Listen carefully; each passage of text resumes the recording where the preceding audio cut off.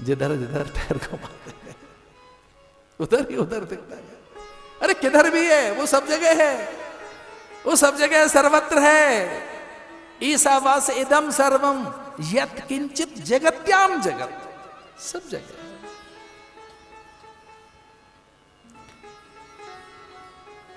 भगवान भाष्यकार ने प्रस्थानत्रयी इन पे भाष्य लिखा।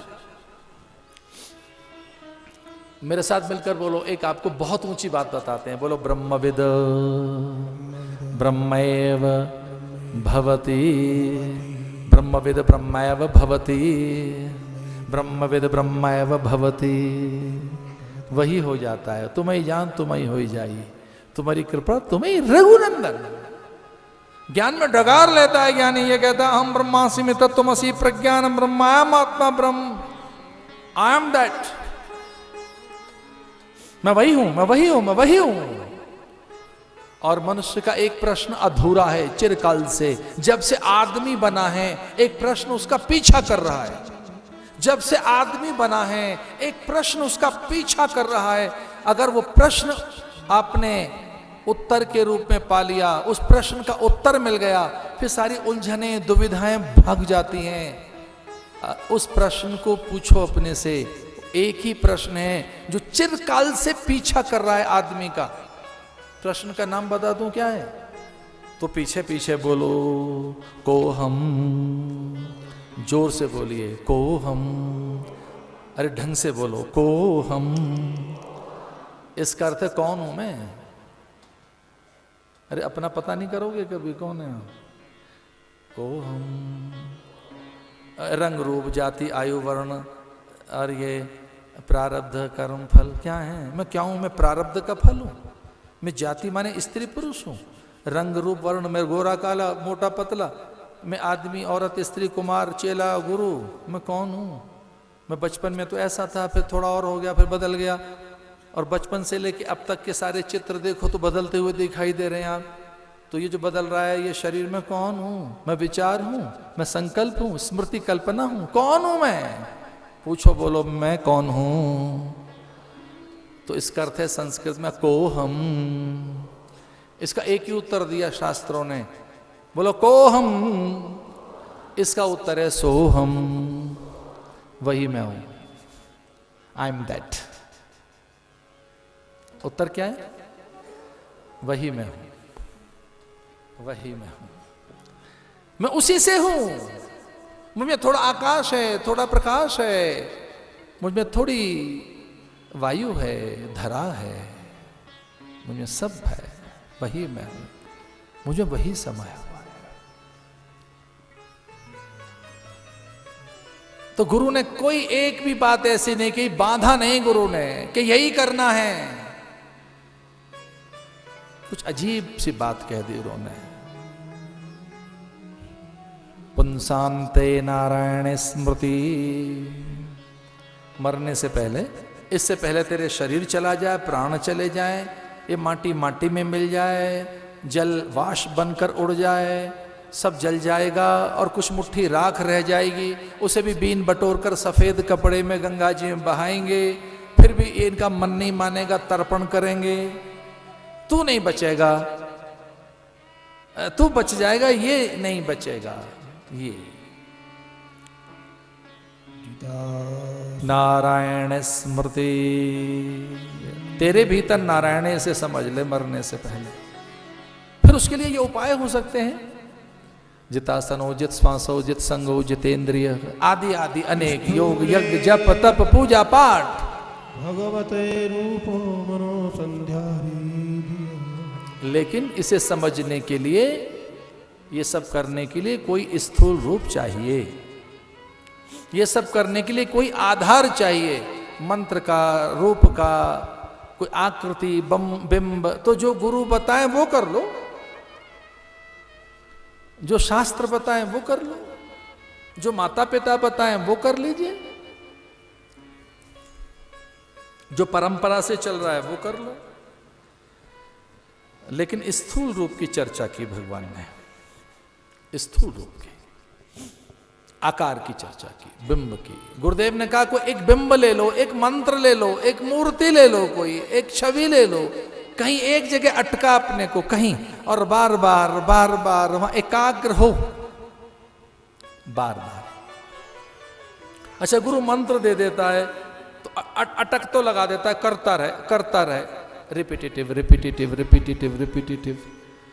तो एक बार हमने पूछा अपने मन से कि गुरु तो मंत्र दे बैठा, अब करें क्या? बोले करते रहो। उसी में समाई है चीज, एकाग्रता पूर्वक करते रहिए, और मंत्र में ही वो छिपा हुआ है। तो क्या करें? जितासनो जित श्वासो जित संगो जितेंद्रिय, जितासनो एक आसन में बैठिए, जितासनो जित संगो एक संग दोष ठीक करके बैठो, जितेंद्रिय इंद्रियों को ठीक कर लो। और ये सब नहीं होता है आपसे, तो स्थूल रूप का ध्यान करते हुए एक मंत्र के द्वारा जो गुरु ने उपदेश दिया है उसके द्वारा अभ्यास करो। और जिस साधन में ये दो चीज नहीं है वो साधन अधूरा है। तो साधन में दो चीज हो, कौन कौन सी? अभ्यास और वैराग्य, अभ्यास और वैराग्य, अभ्यास वैराग्याभ्याम तन्निरोध।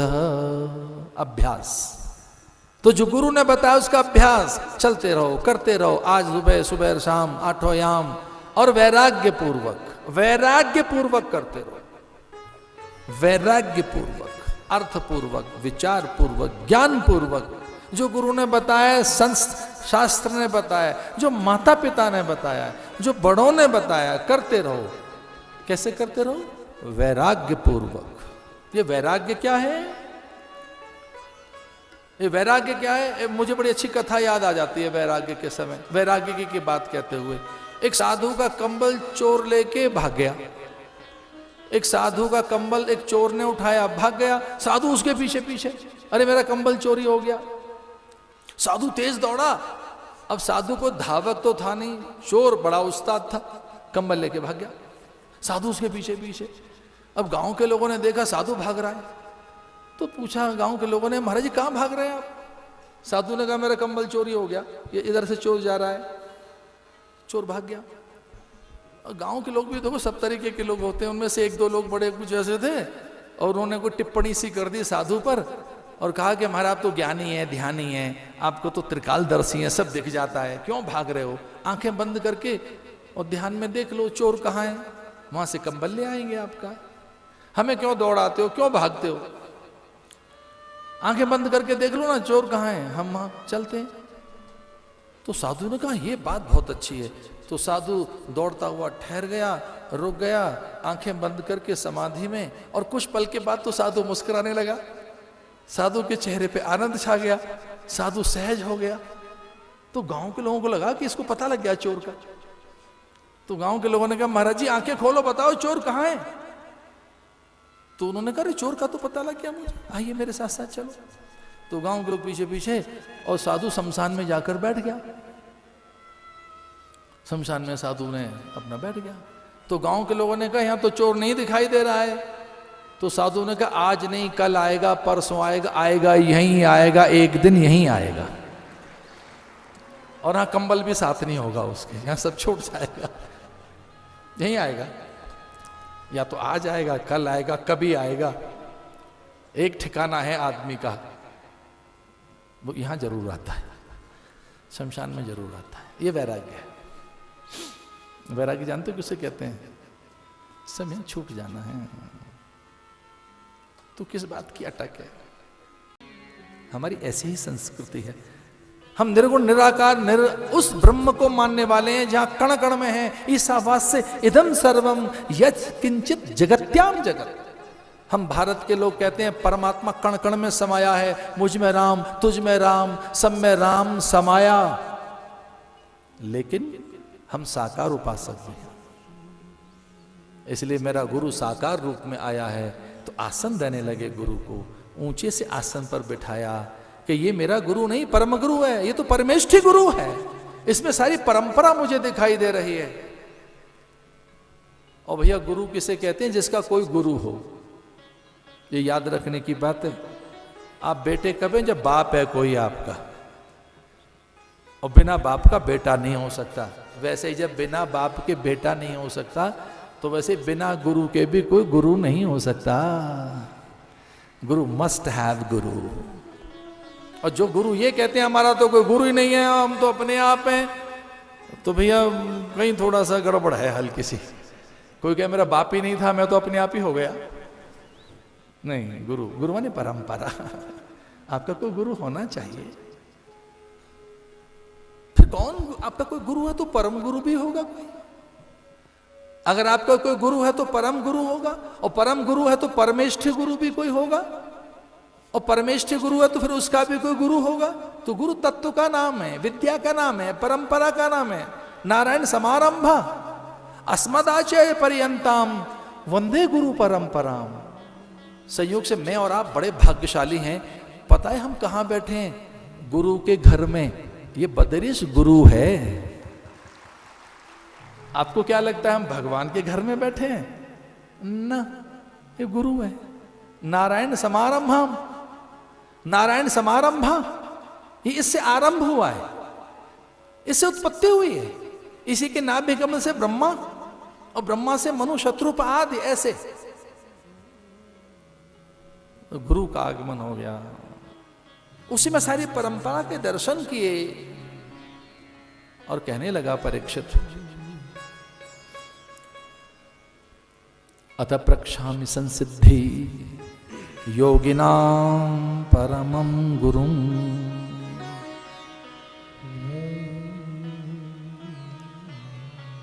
मृत्यु निकट हो तो क्या करना चाहिए है गुरुवर?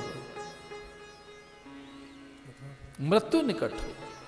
अच्छा, बहुत प्यासा पहले क्या मांगता है? वस्त्र, आभूषण, आसन ना। कई बार तो व्यंजन और वो पकवान का थाल भी नहीं चाहता, बहुत प्यासा जल चाहता है। एक बात याद रखना, आपको अपना मेजरमेंट करना हो, कभी आप कौन है, क्या है, कितने हैं, कैसे हो। कभी आपको अपना असेसमेंट करना हो खुद का। कभी किया तो होगा आपने कि मैं लगभग कितना हूं, कैसा हूं, कैसे सपने हैं, कैसी रुचि है, कैसी प्रकृति है, कौन सा मेरा स्वभाव है, मैं किस तरीके का हूं, कितने आने का हूं। कितने आने माने 4 आने के हो, 8 आने के, आधे हो, 4 आने के हो, हाफ हो या ड्यूल हो या हाफ हो या कंप्लीट हो। हमारे गुरु ने कहा असेसमेंट करो एक दिन अपना असेसमेंट तो करो, कितने हो। और ये बहुत बहुत कठिन है असेसमेंट करना। ये गुरु जानते हैं आप कितने आने के हो, कितने हो, पूरे हो कि अधूरे हो। पर एक प्रयोग में आपको बता सकता हूं, असेसमेंट करनी हो अपनी तो एक हल्का सा प्रयोग तो है। आप जानना चाहें आप कितने हैं और कैसे हैं और क्या हैं, आप क्या हैं और कितने और कैसे हो, एक ही असेसमेंट का आधार है। तुम कितने हो? अपनी प्यास जितने हो। तो जैसी प्यास है, जितनी प्यास है, उतने ही आप हैं। किसी प्यास लिए घूमते हो, कौन सी प्यास लिए बैठे हो, तो जो प्यास है वैसा ही पदार्थ फिर आप चाहते हैं। बहुत आसानी से पकड़े जा सकते हैं आप, खुद से अपने को आसान से पहचान सकते हो क्या लिए बैठे हो। अपने सपने देख लो ना, अपनी कामना वासनाओं को पढ़ लो ना। अरे कोई गोल तो बनाया होगा कि ये पाना है, अरे कोई तो लक्ष्य बनाया होगा। और बेचारा सीधा साधा आदमी तो कुछ छोटे मोटी चीजें बनाता है, एक मकान बन जाए, अरे बन गया, बच्चों के विवाह हो जाए, हो गए, एक गाड़ी आ जाए, हो गई, ब्रांडेड हो और बड़ी आ गई, और अब क्या, अब वो हो जो मेरे उनके पास है वो आ जाए, उनके पास जो है वो मेरे पास होना चाहिए, उनके पास जो है। एक चीज याद रखना, आप जैसा इस धरती पर कोई नहीं है, आप जैसा इस धरती पर कोई नहीं है, तो अपने को ही बनाने की कोशिश करना, दूसरे की नकल मत करना, नहीं तो बिगड़ जाओगे।